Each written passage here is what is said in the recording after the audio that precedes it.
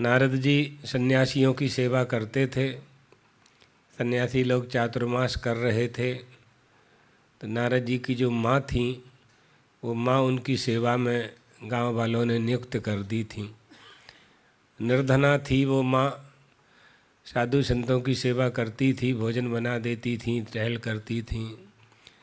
जो चातुर्मास करने के लिए संत लोग आए थे, माँ ने अपने बालक को भी उनकी सेवा में नियुक्त कर दिया था।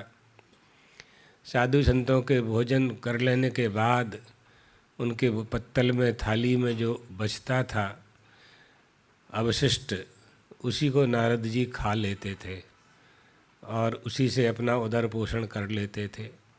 सत्संग में बैठे रहते थे। बैठते बैठते बैठते उनकी बुद्धि बिल्कुल शुद्ध हो गई, भगवत परायण हो गए हो।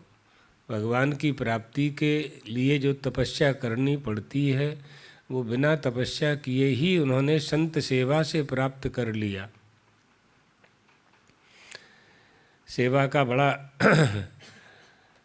महत्व है।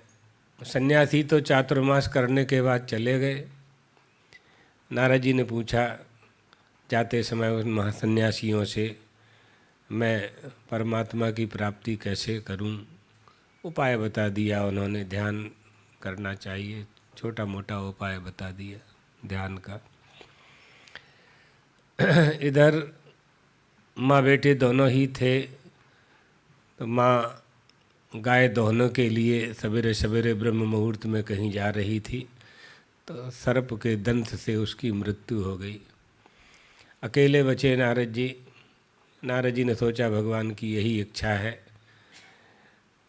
संतों की सेवा प्राप्त हुई, माँ की सेवा प्राप्त हुई, परमात्मा इस सेवा को भी बंधन मान रहा होगा।